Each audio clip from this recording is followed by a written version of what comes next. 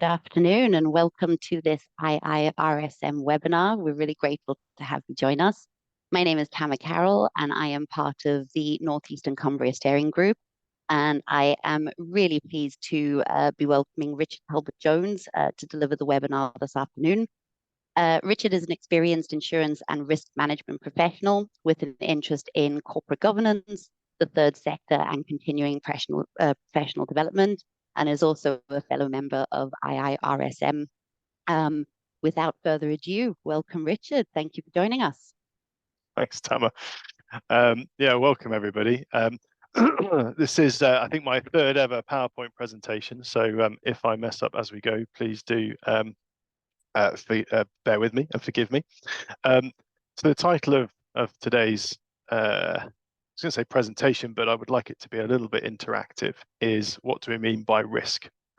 And this kind of is an interest of mine. I work primarily in insurance. I work with risk managers. I work with health and safety managers, and everybody has a slightly different idea of what risk means. Also, other things like resilience and robustness mean, and what do we mean by risk mitigation or risk control? So this is, I got a message from IIRSM about sort of wanting to engage with professionals from sort of slightly different sectors that are all related, and that made me think, well, actually, one of the challenges in that sense is going to be, do we actually know what we mean when we say risk, or do we have a common understanding of some of the phrases that we use? Excuse me. So that's why we're doing this presentation today. This is me. If you can't see me, then there's a picture of me. I'm very jolly. As Tama said, I come from primarily an insurance background, but I'm a fellow of both the Chartered Insurance Institute and the International Institute of Risk and Safety Management. I'm, I guess, somewhat unusual in the insurance sector in that I have pursued professional qualifications. It might surprise you to know that there are no requirements to be qualified to work in general insurance, but that's something that I've done alongside doing an MBA, which I finished last year. Tama said one of my interests is in continuing professional development, and that's simply because I kind of feel like there's a lot, you don't know what you don't know. There's a lot to know. We deal with clients from all sorts of backgrounds, and sometimes I know nothing about their sector. And so it's always a bit of a steep learning curve. But the more I know, the more chance I have of being able to help my clients. I am an Army veteran. So probably one of my earliest exposures to the ideas around risk is from my time in the forces. I also worked briefly as an archaeologist, which gave me an insight into working in risky locations without much in the way of risk management, planning or forethought. Outside of work, most of my time is spent as a canoe instructor with the Scouts and the Sea Cadets. And again, British canoeing has an interesting approach to risk assessment. So people who are involved in risk assessments, you might be intrigued by the way British canoeing handle those. As Tam has just mentioned in the chat, if anyone's got any questions along the way, pop them in chat. I would like it to be fairly interactive, because part of this, the idea of this, is to find out what everybody means when they use certain terms. On which note, I don't know what I don't know, like I said. So if you think I'm wrong, if you think I haven't considered something, I would be genuinely interested to hear your feedback. If any of you are David Gemmell fans, he's a heroic fantasy author. He has various repetitive themes. One of his themes is that there's always someone stronger, faster, or better. And this is a bit that we can apply this to here. There's always somebody clever or more knowledgeable than me. What do we mean by risk? If those that are joining us online now, if you want to pop in the chat what you think risk means, that would be a really good start. I know that my colleague Paul Duffy is on the call, so I suspect he will write it's a board game.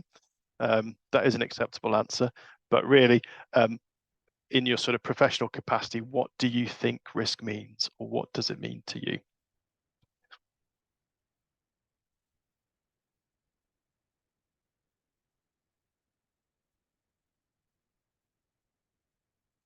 Thanks, Tama. Tama's written that risk is the unknown, not knowing what you don't know.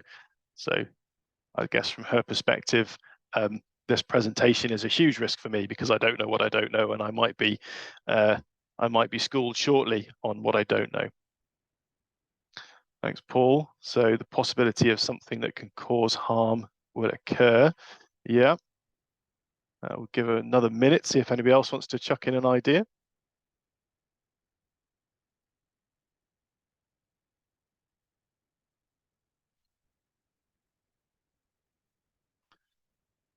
Great. Well, as I said, this is only my third ever PowerPoint, so I haven't quite got animations and things sorted. So we're just going to get a load of answers in one go, a load of ideas.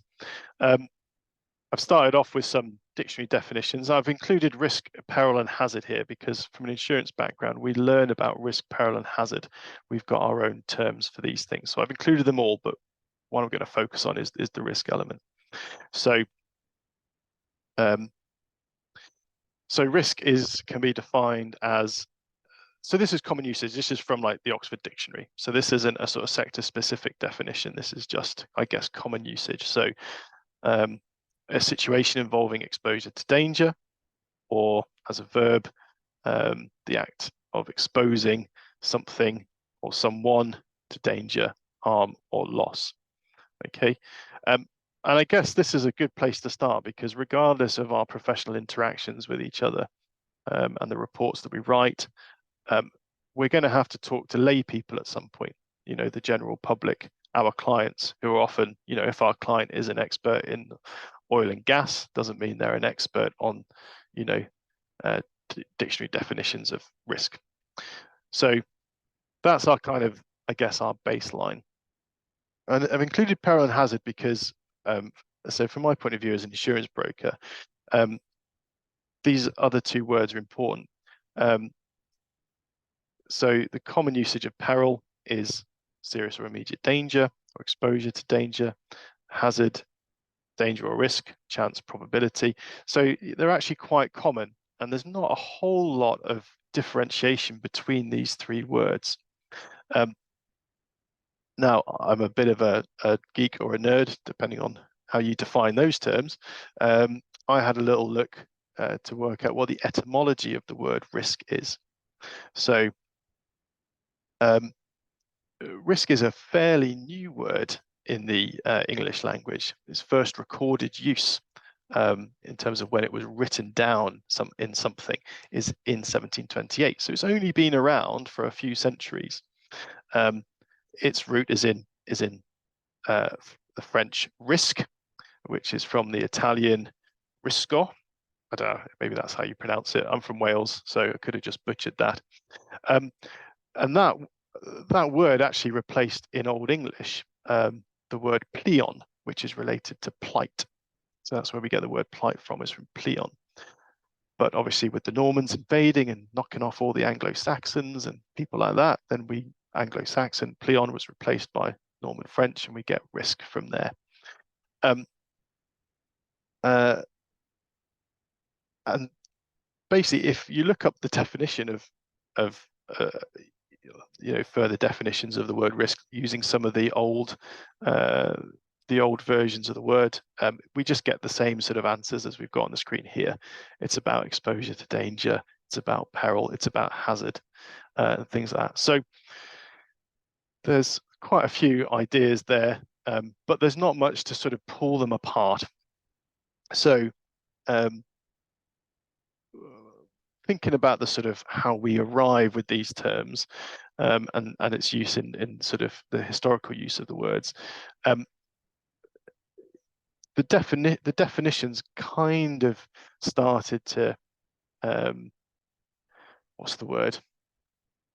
Kind of come together from the 15th century. So there was a chap 1494, a guy called Pacioli, I think, came up with the coin tossing puzzle. So this is about the chance of getting heads or tails. So chance comes up quite often in these definitions. Chance and hazard, to hazard something. You gamble, you've got a hazard, you've got to risk. If anyone's involved in reinsurance or in underwriting, in 1711, you get the law of large numbers. In 1763, you get the idea of a priori beliefs. So this is the idea of past performance indicating future performance, and so on and so forth. So there's sort of lots of different ideas, and we'll revisit some of these as we go. So, so from an insurance perspective, because we use these words all the time, within an insurance policy wording, so the contract of insurance itself, some of these terms are defined and referred to. So if you're talking to me as an insurance broker, it's useful for you to know that when you say risk, I think of that as the possibility of loss. Okay, it's the chance, the probability. A peril is a cause of a loss. So fire is a peril. Fire is not a risk. Okay. A fire, I suppose, is a risk. Fire as a concept is a peril. And hazard is a condition that increases the possibility of a loss. So poor fire protection increases the possibility of a loss from fire. And just to confuse things, when I'm talking to underwriters or when I'm talking to my colleagues, risk can refer to the thing that we're insuring. We also refer to things being on risk. So are they on cover effectively? And that use can vary slightly, whether you're talking to somebody in the London market or somebody from the sticks, like Newcastle, where we are.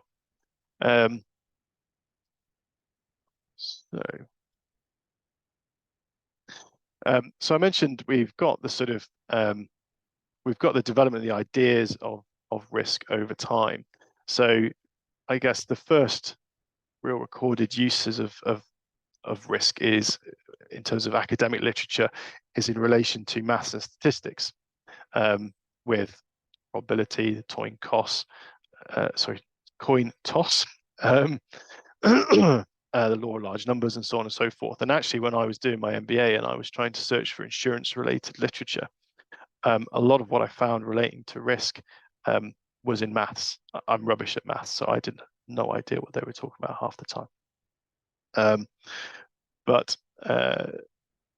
So yeah, so there's this kind of there's this idea that risk is about it's about probabilities. It's about working out the chances of something bad happening, and the presumption is always that it's something bad will happen. And then it's sort of there's a sort of later but almost parallel development within sort of psychology. So how people think about risk when they feel at risk, what they're willing to risk for things. And in terms of trying to pull together what risk really means, it's sort of probably in the 70s in America, there was a commission on insurance terms, and they had the very long-running published kind of to and fro between members over what they were going to define risk as. And this lasted 20 or 30 years. And then one academic came up with this idea that's on the screen now, which is that risk entails two essential components: exposure and uncertainty. So this is quite different, because we're not thinking of something bad happening, we're just thinking of uncertainty. And exposure is basically there is a chance of something happening. And he uses a great analogy that if somebody leaps from an airplane without a parachute, if a man leaps from an airplane without a parachute, if he is certain to die because he's going to hit the ground at high speed and he's going to not land on a pile of mattresses, he faces no risk. So there's no uncertainty. It is certain that he will come a cropper. Okay, so there is no risk there, only certainty. And that's quite an important idea. We'll see that sort of play out as we go through the presentation. So the uncertainty element of it is derived from the sort of the mathematical or the statistical developments around risk. There's a little bit in terms of the psychology element, which is around having knowledge of things or not having knowledge of things. So some uncertainty is around probabilities, and some is around knowledge. Okay, and that's important because if you sort of, the more you dig, you sort of then there's an argument even between statisticians around whether probabilities are even real. Okay, so I'm trying to think how to explain this. So it all depends on whether you have an objective or a subjective interpretation of probability. Okay, probabilities don't exist in nature. We create probabilities as a construct to understand the uncertainty that we're facing. So, for example, thinking above to the parachute scenario, if the guy jumps out with a parachute, then there is risk because he doesn't know whether the parachute will work or not, or whether it will work as intended, because there is uncertainty in terms of knowledge, and there is exposure. And I suppose the other thing is that from a psychological perspective, risk is kind of, it's a human construct because because humans are self-aware. Animals are not, trees are not, rocks are not. And so we've created this idea to help us understand the world we live in and help us make our decisions. And it's interesting because a lot of the work around risk management is, you might be like the health and safety manager of a firm, or you might be the company secretary and maintain the risk register for a firm. But actually organizations, so entities, legal persons, not natural persons. So if you're joining us from outside the UK, in UK law, we've got natural persons and legal persons. A natural person is you and me. We're living, breathing organisms. And you've got legal persons, which are legal constructs, like a limited company. So limited companies can't, one of the arguments goes, can't be at risk because they are not self-aware. They are not a living, breathing thing. However, people working within companies are at risk because they are self-aware, which kind of turns things a little bit on its head, doesn't it? Because we're used to thinking about, a risk to a company's survival is disrupted or poor cash flow, but actually, the company faces no risk because the company is a construct that lacks self-awareness and can't feel uncertainty. Sorry, let me just take a drink.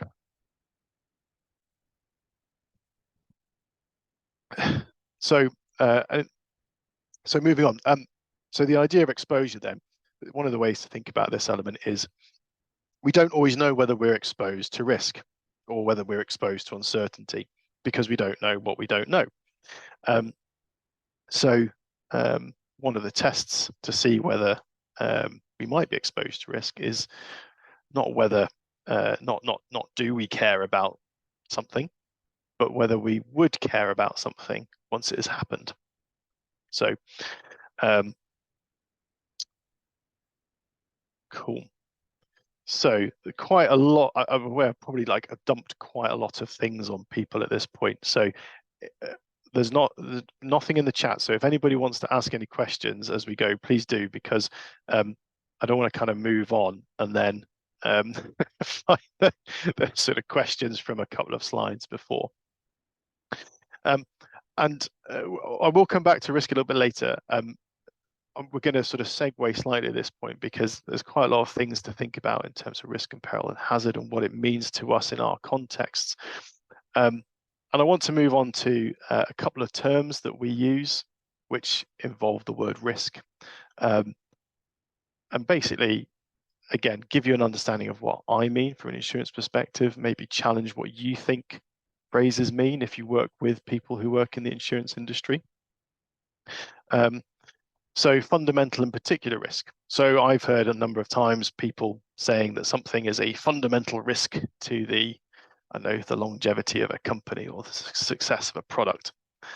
So even just disregarding the idea that companies or legal entities can be at risk, fundamental risk from an insurance perspective, and which is in insurance policy wordings, a fundamental risk is something that affects a huge number of people or a huge swathe of land, a huge weather event, or environmental changes. Weather events are often insurable, to be fair, but environmental changes aren't insurable. Yeah, if the UK's average temperature goes up by 3 degrees and it becomes almost like a desert, that's not something you can insure against because it affects everybody. Likewise, war is a fundamental risk because it affects entire populations, entire economies. So fundamental risks, and they're called fundamental risks because they have a fundamental effect on our way of life, are uninsurable. Okay, we can't insure them for the most part. I suppose there are some markets that will provide some cover in relation to, say, war or civil unrest or something like that. But as a rule, fundamental risks are not generally insurable. So if any of you remember the business interruption test case in the High Court, where the FCA, the Financial Conduct Authority, took a group of insurers to court who had decided not to pay out to businesses who had suffered an interruption to their revenue as a result of COVID lockdowns. A number of insurers use the argument that the advent of COVID, it being a pandemic, represented a fundamental risk, and therefore insurance policies shouldn't respond because insurance policies cover particular risks, so specific risks that only affect small numbers of people or small areas of land or number of premises. Ultimately, that didn't stand up because a number of insurers hadn't defined what they meant by fundamental risk or hadn't mentioned fundamental risk within the policy wordings. And they included things like exclusions for war. So if war was a fundamental risk but was specifically excluded, why weren't pandemics? Particular risks then are effectively the opposite. Losses that are small in scale, that are personal, that are specific. So this is your home insurance policy. Your house burning down is a particular risk. It only affects your home, possibly the neighboring homes, but primarily just your home. And therefore it is insurable because a probability can be calculated and therefore a premium can be calculated and collected. Or the theft of a laptop, it only affects you as the owner of the laptop. So when we talk about fundamental risks, to be fair, no one outside of insurance really ever speaks about particular risks, but they do mention that things are fundamental risks, and that is a source of confusion sometimes. The next thing on the list is pure and speculative risks, and this, I suppose, is where those ideas around uncertainty come in. Prior to the sort of the 1970s, when the idea of uncertainty was, I say that as if I was around in the 70s. I wasn't even born yet, but just from reading.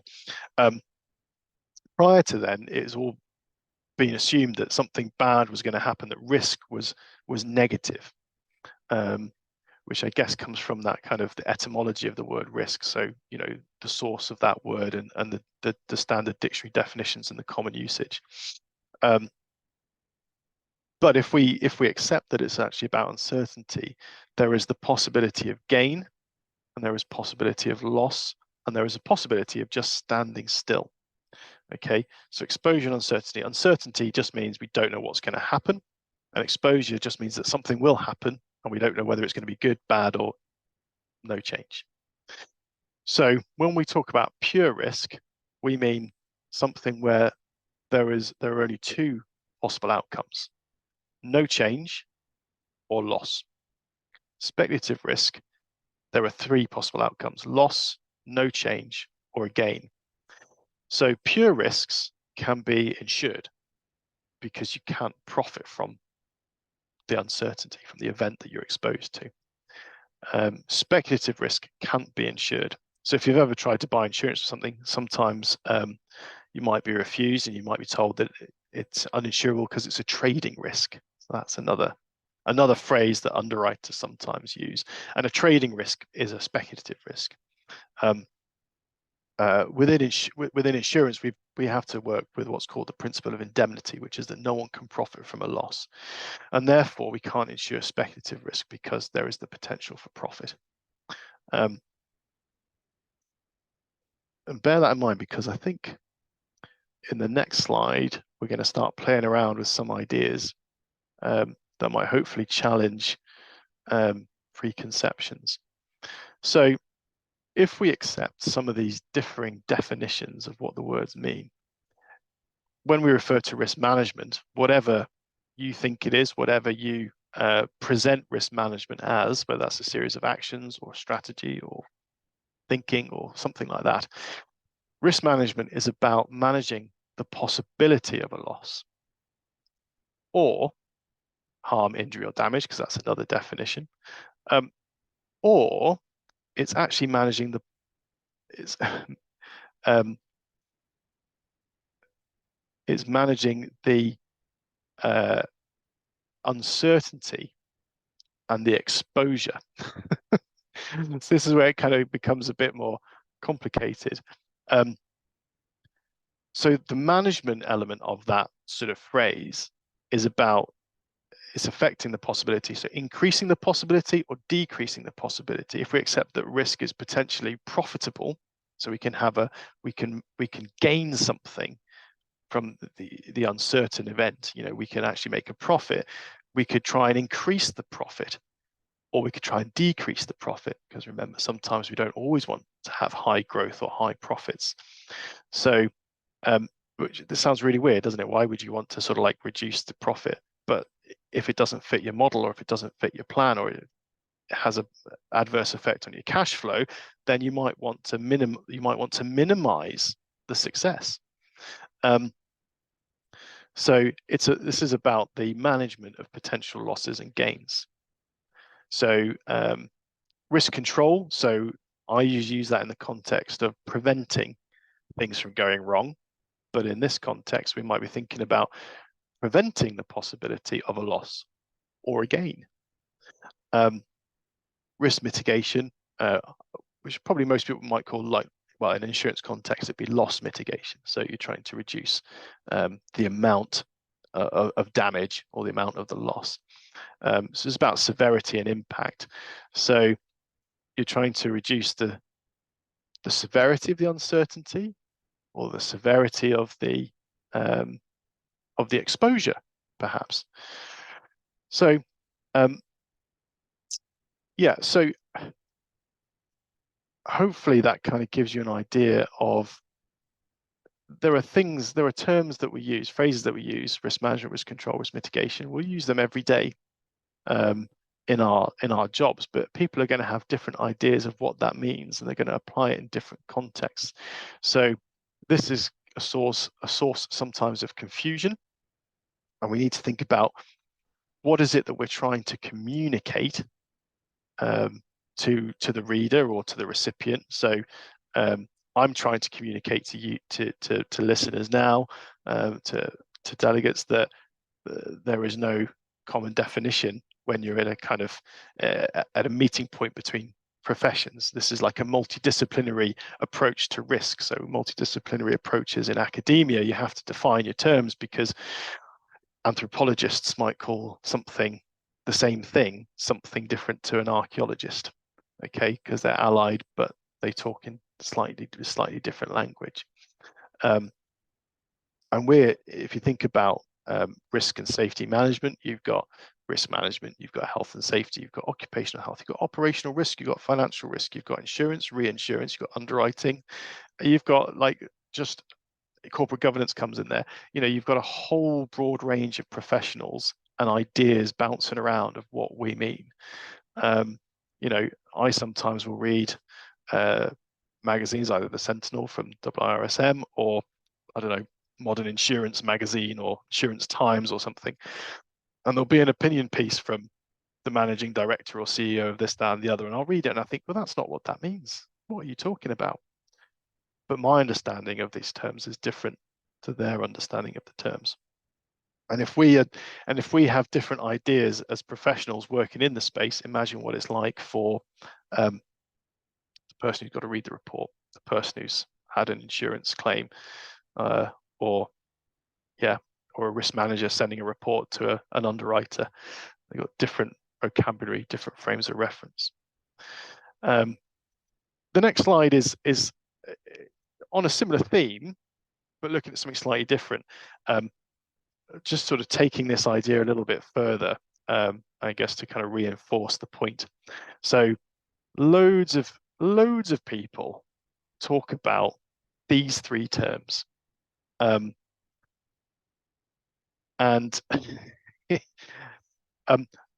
if you're on the chat, if you want to write down, if you think I'm wrong, I would love to hear your reasons, because I had so much fun. I thought, risk is maybe a little bit academic, but loads of people talk about resilience. Government, Boris Johnson talks about resilience, when he was in power. Simon Sinek talks about resilience and anti-fragility and things like this. So these are my definitions, partly drawn from literature, partly from, my head, my experience, and a way to try and make them make sense. But if you've got a different idea, love to read about it in the chat. Share that with the group. So these three terms are, and you can do that while I'm talking now, but so these three terms are related. So robustness is the ability to withstand things. So in the context of risk, there's still going to be the uncertainty, but kind of what you're saying is that the exposure is irrelevant because we'll be fine, whatever. It's like the water off a duck's back saying, it doesn't matter if it rains, it just washes off. Doesn't make any difference to the duck. Resilience, and this, I guess, is probably the material science version rather than the human brain version of resilience, but it's the ability of a substance or object to spring back into shape. It's about being elastic. So in the context of risk, something goes wrong, let's say. Something could go right, of course, but let's say something's gone wrong, and the organization is impacted. So that means that the organization is suffering a loss, perhaps, or a disruption, but that they have somehow the ability to work through that loss, that interruption, and get back to where they were prior to the loss. When I was preparing this, I had a look. I tried to Google something about misuses of the word resilience, and I saw quite an amusing one of those sort of meme poster picture type things with Oprah Winfrey saying that resilience. It said, "Does it turn your wounds into wisdom?" And I thought that's not actually what resilience is, because turning something bad into something good is probably actually a little bit like the last one, which is anti-fragility. Okay, because in resilience, if you're wounded, then the wounds get fixed and you're just back to square one. That's the point. But anti-fragility is the opposite. It's about positive responses to negative events. So no matter what's going on, what's happening in terms of risk, it could be good or bad, speculative or pure risk. So whatever's happening to you or your organization or whatever it might be, you're always getting better. Okay, so the reality is that no organization is going to be totally robust or totally resilient or totally anti-fragile. And same for people. Some people have different mindsets, different personality traits that might help them lean in one direction or another, but none of them is quite right. If I take my own example, I was in the army. I went to Sandhurst and I developed something called compartment syndrome. So compartment syndrome, I got chronic compartment syndrome. It will never go away. It will never get better. It's been operated on, so I have some functionality in my legs that I didn't before, but I can't run. I can't walk very far. I'm in constant chronic pain, and I have to take medication every day. So my body was not robust. It could not withstand the change in tempo of training, because that's what triggers chronic compartment syndrome. Okay, mentally, I was not robust because the chronic pain and chronic fatigue relating to the compartment syndrome made me kind of lose my mind, and I was depressed. Okay, so I know that I'm not robust. Am I resilient? Well, no, because my body still can't do all that it could do before, and it's covered in scars that it didn't have before. But that doesn't mean I don't have a good quality of life. Otherwise, how could I go paddling with scouts and cadets 3 times a week? Mentally, am I resilient because I seem like, quite a jolly guy? Well, probably not, because actually I didn't post-surgery, post-pain management, post-medication, I haven't returned to where I was pre pre-medical condition, right? I'm just different. It doesn't mean I can't be successful, or it doesn't mean I can't find happiness. It's just I'm different, so I'm not resilient. Am I anti-fragile? Well, no, because like everything came crashing down. My whole plan for my life came crashing down in a period of about 8 weeks. But there's been recovery, and I'm in a totally different place to what I expected. Whether it's better, I don't know. Am I happier? Well, I don't know, because I've only lived the life I've lived, and I can't compare it to a life I haven't lived. So, none of these things really apply to anybody or anything, but they're helpful ideas, I think, for us to play around with, to think about, what is the desired approach, or to something? Do we want to be robust, or do we want to be resilient? Do we want to be anti-fragile, or do we want to be resilient? So anyway, I literally just plonked that in as just for a bit of fun, really, because sometimes people use resilience the wrong way, and it kind of bugs me. And it's my presentation, my prerogative. Just to illustrate this, so this is actually thinking about the statistical the sort of statistical background for the ideas around risk. This is from a journal around AI and algorithms, which I didn't understand, but I understand the graph. So this is the stages of resilience. So you can see, I don't know if you can see my cursor actually, but basically where the red dotted line, the vertical red dotted line starts, that's where things, so here, this is where things go wrong. And then the idea is that, you just suck it up and then you recover. And effectively, in terms of a dictionary definition or a material science definition, the green dotted line, the green dotted line is where resilience ends, because then you're back to square one. The idea of the adaptation is this idea that not only can you return to square one, but you can improvise, well, to use the words of Gunny Highway from Heartbreak Ridge, you can improvise, adapt, and overcome, and basically improve so that you won't be affected as strongly, I guess, or as much as you were previously, because you've learned from the experience. And of course, this is from an AI journal, so it's all about machine learning. So I've got a message in chat here from Peter about these 3 terms. So I'm just going to navigate back. So robustness is the strength or ruggedness of an organization, and could be defined as its readiness or preparedness to withstand conditions. So that's a really interesting idea, actually, because ruggedness, was it ruggedness? No, grit, which is similar, has been subject to some interesting studies. But robustness, see, it's interesting because this is about readiness and preparedness. And I don't disagree with you, Peter. I think this is a really good input. But readiness and preparedness can't really be tested. You could prepare and become ready, and you could try, and you could maybe try to test yourself to see how ready you are. But until something actually goes wrong, you won't know whether you are robust. You can only be robust at the point at which something happens, not before, I would argue. Sorry, I feel like I'm teaching, like I'm trying to teach when I was equally at the start saying, you can tell me if I'm wrong. So you might disagree with me, but that's fine. So resilience is the capacity to withstand and recover from conditions. Yeah. The recovery, this is what's important though, recovery to the point, if in the case of insurance claims, let's say, something go wrong with an insured client, it's recovery to the pre-loss point. And that's actually the basis on which insurance works. The idea of an insurance policy is to get the insured person back to the point that they were prior to the loss. So it's an aid to resilience, really, but that you're not to profit from it. There is an element, though, of adaptation with insurance, because there's this idea that we build back better. So that's a big theme in the insurance industry now.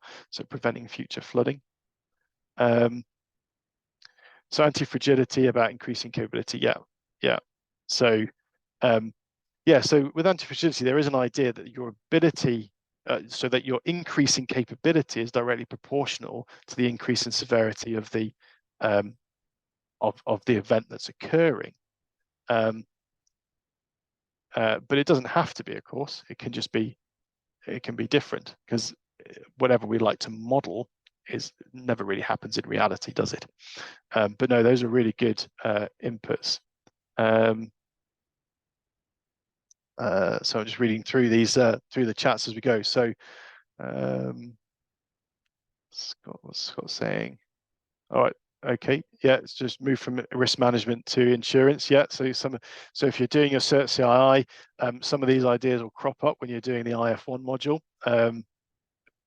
But just remember that the CII has its own, so the Child Insurance Institute, it has its own ideas on what risk, hazard, and peril are.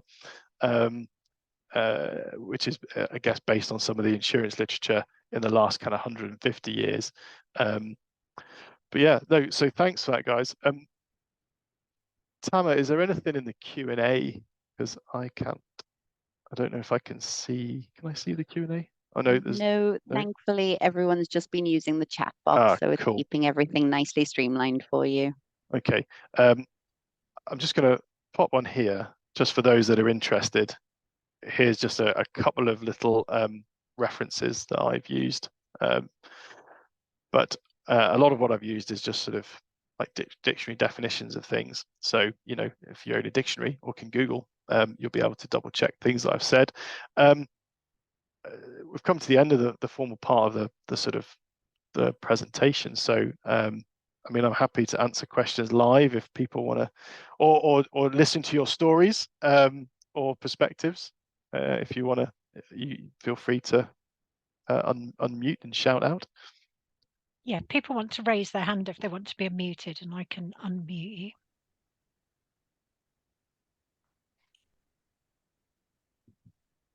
Can't see anyone raising their hand at the moment. Oh, here we go. We've got someone here.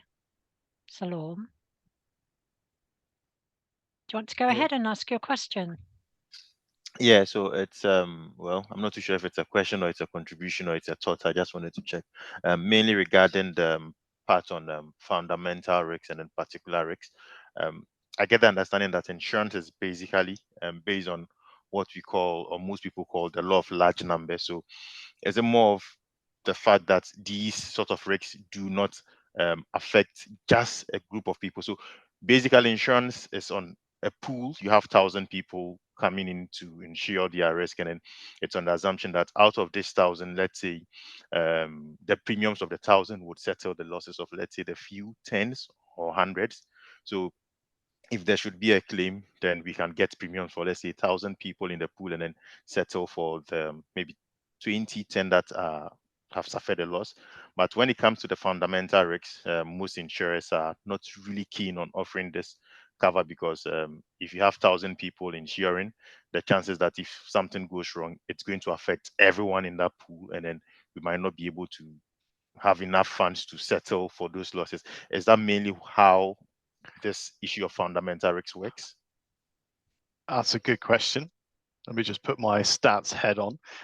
So I think there's two parts to it. There's a sort of practical part and there's a conceptual part.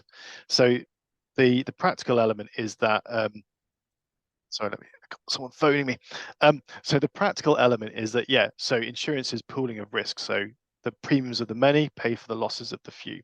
So in that sense, you don't want to insure fundamental risks that's going to impact lots of people, because you're just not going to have the resources, albeit you can buy reinsurance, but you know that's by the by, I suppose. But in a normal insurance pool, like a mutual, there won't be the funds to pay everybody's claim if everybody contributing to the pool suffers the same loss. So there is a practical element to that. There, I suppose the conceptual idea though is that is I guess that some risks are just too big, either too big financially to underwrite and collect premiums on, too big or catastrophic to predict, or you can't. Part of it is around the actions that the individual policyholder can take. So, for example, I as a homeowner, not that I'm boasting, but as a homeowner, I can manage the risk, I can control and I can mitigate the risk of fire to my property. I can have smoke alarms, I can have fire alarms, I can have fire blankets, I can have fire extinguishers, I can just not use the cooker and just stick to the air fryer. I can not have kids with matches, whatever it is. So there are risk treatments. There's another phrase for you. I can treat the risks, so I can control it.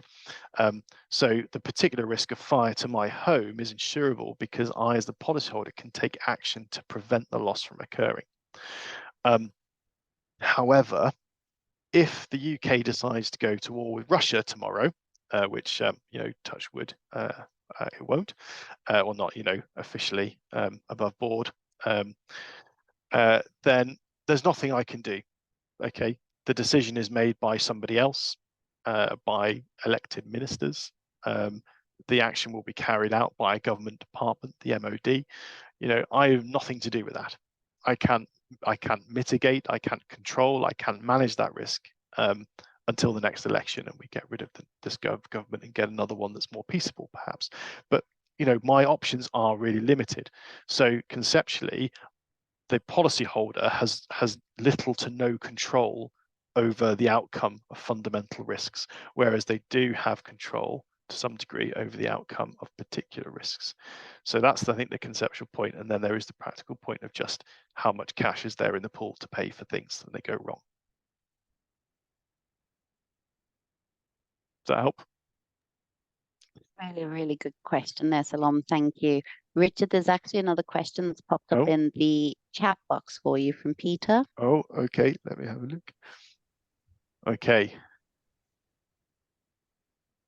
Okay, so this is so the question is, when calculating premiums, how much weight is placed on industrial average and individuals' historical claims, and how powerful is data becoming in reducing premiums as the increased use also in reducing premiums such as the increased use of black boxes? Could the use of wearables help lower premiums by providing evidence of the lowering of risk, especially in the case of occupational health? Okay, really good question actually, because the answer really varies depending on which part of the insurance industry you work in. So, for example, use of black boxes in motor insurance, it's had an amazing effect for young drivers. Young driver premiums, while still perhaps higher than some people would like, are actually pretty competitive these days, and that's through the use of the the telematics in terms of the black boxes, because either policyholders agree to only use the vehicle within certain times and with a certain radius, or they're charged a premium for operating outside of sort of agreed times and distances and locations. So that's helping reduce premiums, although actually the way it's underwritten is the premium is reduced prior to the use. So it's based on the idea that the person, the policyholder, will comply with the policy conditions of only using a vehicle between certain times. In commercial insurance, I wish I could say it made a difference. I don't see a lot of evidence for some really homogenous risks like fleet risks. The use of telematics or dash cams and things like that can have an effect. But to be honest, I think the positive effect that some of these technological advances are having is sort of undone by, from a liability point of view, how things are changing in the legal system in terms of the amount that's paid out for injury claims and for liability claims in general. In health insurance, however, wearables are pretty amazing. So there's a small number of big life insurers in the UK. One was called Vitality. You've probably seen adverts for them. I think at the cinema they did a lot. But if you take out most policies with Vitality, I think you link to like your smartwatch, and you basically get rewards for good behavior, for going on regular runs, for pushing yourself physically, or for getting your blood pressure down or your heart rate down and things like that. So basically, when you start wearing your wearable, it kind of it looks at what your current activity rate and health indicators are, and as you do more exercise and those health indicators improve, your premiums reduce because your life, in simple terms, your life expectancy improves because you're taking care of yourself. And the biggest buyers of private medical insurance, private health insurance, are companies. So it's good in terms of occupational health. So companies are getting the benefit of having lower private health or private medical insurance because of the data being fed back from the wearables, but also it means their employees are less likely to be off sick or injured. So they get more hours out of them as well. So technology is having quite an impact in some parts of the market, so on some premiums, but not universally. Hopefully that helps with that question. Any more for any more?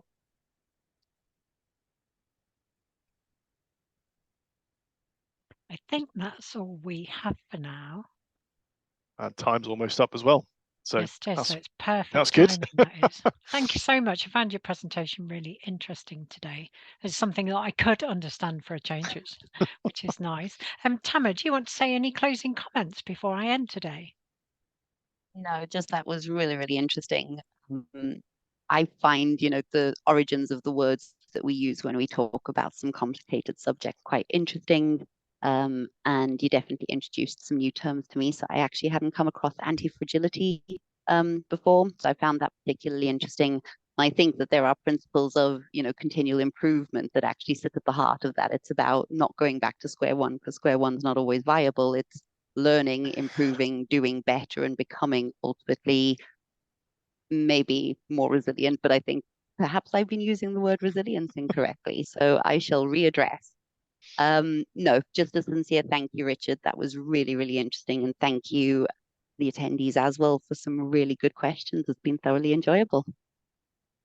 You're welcome. Thank you, everyone. Thank you, Tamer. Just to let everybody know that we will be uploading Richard's presentation onto the IIRSM YouTube sometime tomorrow. Richard, any closing comments from you before I end today's session? I guess just if people take anything away from this, I think it's remembering that you don't know what you don't know. That's one thing. That's sort of a continuous theme in my life. And also, I suppose, just acknowledging that there are different ideas of what some of the commonly used words and phrases and terms are, and also kind of linked to that is, I think particularly around the general public, that whatever definition that I use for risk, when I talk about it to my clients, how do I help them understand what I mean and how they can deal with risks? Great, thank you. Thoroughly interesting subject. Thank you, Tamer, for organising Richard's presentation today. You weren't wrong that it was going to be a great presentation. I'd like to thank everyone for coming, and we hope to see you at the next IIRSM webinar. Goodbye, everyone. Thanks. Bye.